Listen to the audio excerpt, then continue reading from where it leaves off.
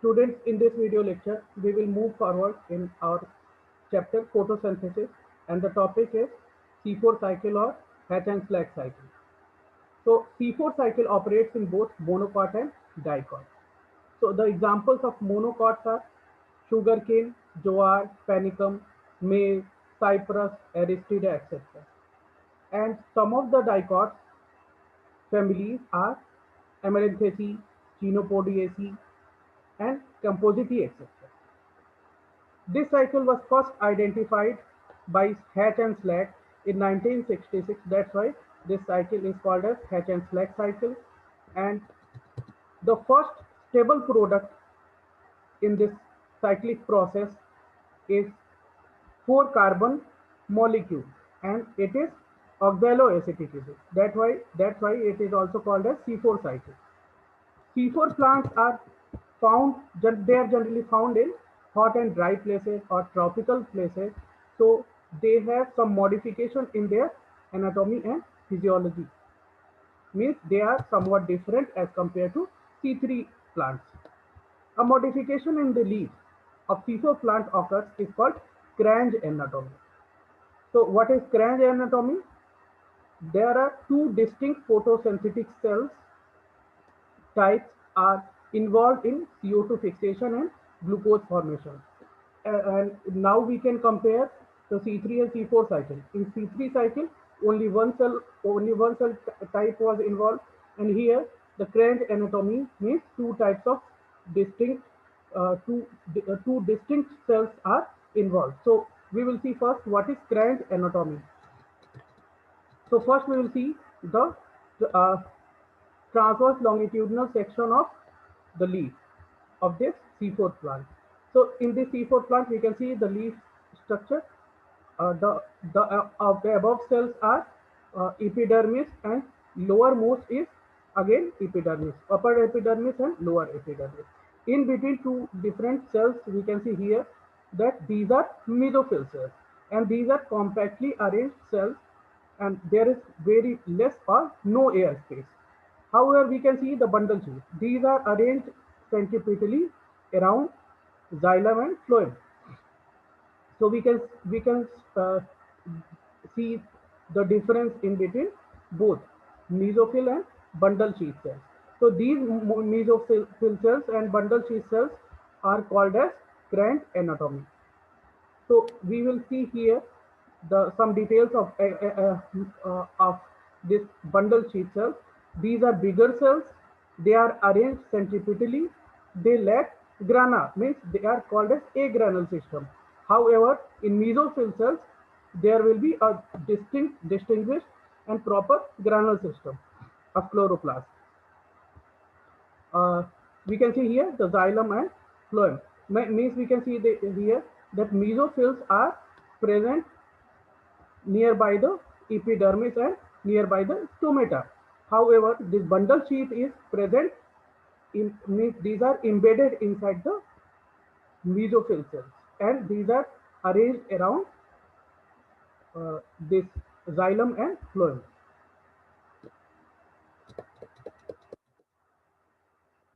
We can see here some facts of this Cranch anatomy.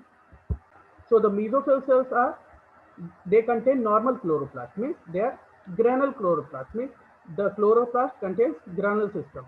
And here the most important thing is carbon dioxide fixation takes place, means in mesophyll cells carbon dioxide fixation takes place, and where C4 cycle operates.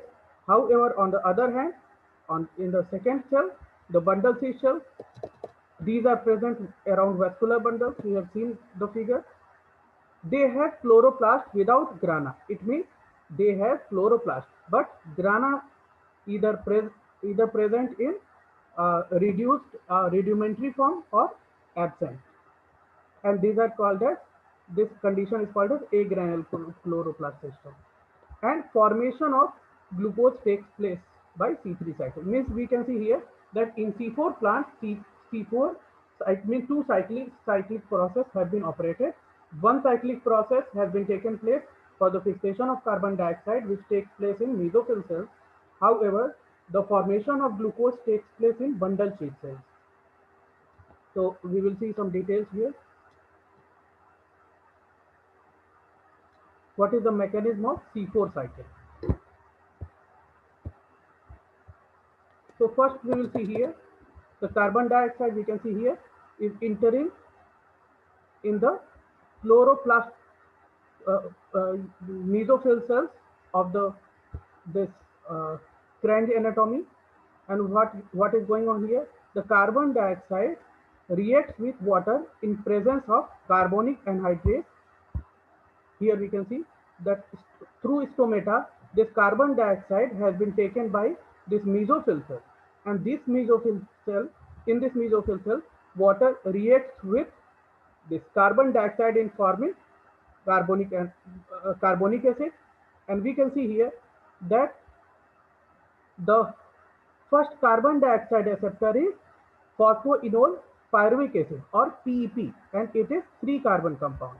When this PEP reacts with this carbonic acid, it forms oxaloacetic acid, and this PEP is 3-carbon compound, and when it reacts with the compound of carbon dioxide, then it forms 4-carbon compound, and it is oxaloacetic acid. So first we need to remember that the first carbon dioxide acceptor here is PEP carboxylase. However, in case of C3 cycle, the first carbon dioxide acceptor was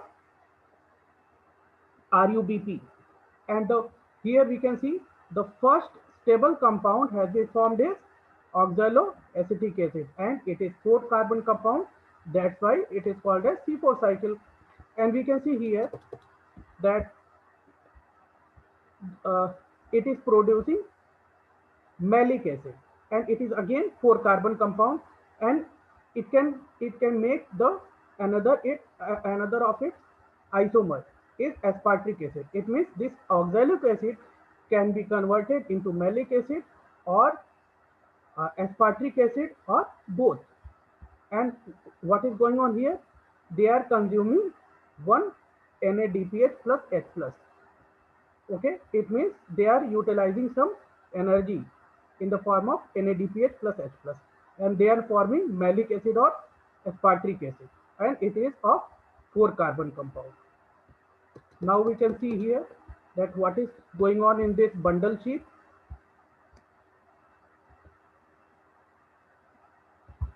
Now we can see there that malic acid, either malic acid or aspartic acid or both, are entering inside this bundle sheath cell. And what is going on here? This malic acid or aspartic acid is releasing carbon dioxide and forming pyruvic acid. And this pyruvic acid, we can see here that this pyruvic acid will again enter into the mesophyll cells, and by spending ATP, it will regenerate PEP. So we can see here that regeneration process is also taking place in this C4 cycle. And what is going on in C4 cycle? The fixation of carbon dioxide is taking place here, and and as a result of this C4 cycle, what it has uh, done? It has just transferred the carbon dioxide into the bundle sheet. Now what will happen here? Again C3 cycle will be operated, and this C3 cycle will again form the glucose as we have seen in the proper C3 cycle. So what will happen here? RUBP is the carbon dioxide acceptor. It will accept this carbon dioxide and form 2 molecules of 3-phosphoglyceric acid, and by spending 2 ATP and 2 NADPH, it will form glyceraldehyde 3-phosphate, and this glyceraldehyde 3-phosphate will regenerate RUBP and will help will also be involved in the formation of glucose, and again 6 cycle will be operated to form a single glucose molecule, and this glucose molecule plant will utilize for the formation of starch, carbohydrate or cellulose, means in the form of storage molecule. So we can see here, again we can see here that carbon dioxide has been taken by this mesophyll cell, and by this enzyme carbonic anhydrase, it is reacting with the water and forming the carbonic acid, and this carbonic acid reacts with PEP, the first carbon dioxide acceptor, and it is three carbon compound, and after reacting it forms oxaloacetic acid. Then by spending one NADPH plus H plus, it is forming malic acid and aspartic acid or both, and this malic acid or aspartic acid and it is a four carbon compound and transported into the bundle sheath cells, and in this bundle sheath cells it will release carbon dioxide and form pyruvic acid, and pyruvic acid will again be transported into the mesophyll cells, and PEP will be regenerated by spending one ATP, and this released carbon dioxide will be taken by this C3 cycle and especially RUBP, and it is of four carbon compound, and it forms two molecules of 3-phosphoglyceric acid, and by spending 2 ATP and 2 NADPH it will produce glyceraldehyde 3 phosphate molecule, and this glyceraldehyde 3 phosphate molecule is the key molecule which will involved in the regeneration of RUBP and formation of glucose, and ultimately it will form starch, carbohydrate and cellulose. We will see the difference between C3 and C4 cycle. So we can see the details here.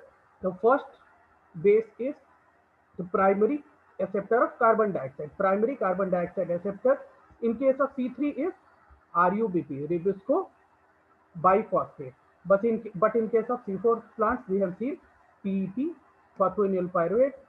The second point is primary stable molecule in the C3 cycle is phosphoglyceric acid, 3-phosphoglyceric acid, and it is three carbon compound. That's why it is called as C3 cycle.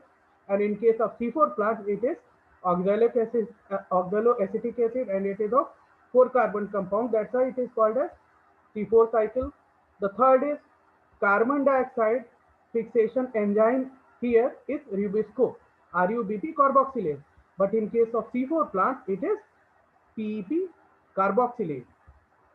The fourth point is Cranch anatomy is absent in C3 cycle, but it is present in C4 cycle. And what is Cranch anatomy? Cranch anatomy means the involvement of two types of cells for the fixation and formation of glucose, and those cells are mesophyll cells and bundle sheath cells. The fifth point is C3 cycle is less efficient in carbon dioxide utilization. However, C4 is more efficient. The sixth point is efficiency of light absorption is lesser in C3 plants, but in case of C4 plants, the absorbed light will be more efficiently. The seventh point is number of ATP utilized for the synthesis of one glucose molecule is 18, but in case of C4 plant, it is 30. We have seen here that in C4 cycle, some of the NADPH has been also involved. That's why the ATP will be more here. So in C3, the utilization of ATP is 18, but in case of C4 is 30. Photorespiration or C2 cycle is present in C3 cycle, but in case of C4 cycle, it is absent. We will see what is this photorespiration or C2 cycle. The next point is here the chlorophyll A to chlorophyll B ratio is 3:1. However, this ratio is 3.1 is to 1, 3.8 is to 1. The next point is optimum temperature for the operation of C3 cycle is 20 degrees centigrade to 30 degrees centigrade. However, in C4 cycle, it is 30 degrees centigrade to 40 degrees centigrade. So we can see here that 20 to 30 degrees centigrade, here 30 to 40 degrees centigrade, or even more also. As we have studied that C4 cycle, C4 plants have been found in hot, dry places or tropical places. That's why. The next point is the production rate is lower, but in case of C4 plants, production rate is higher.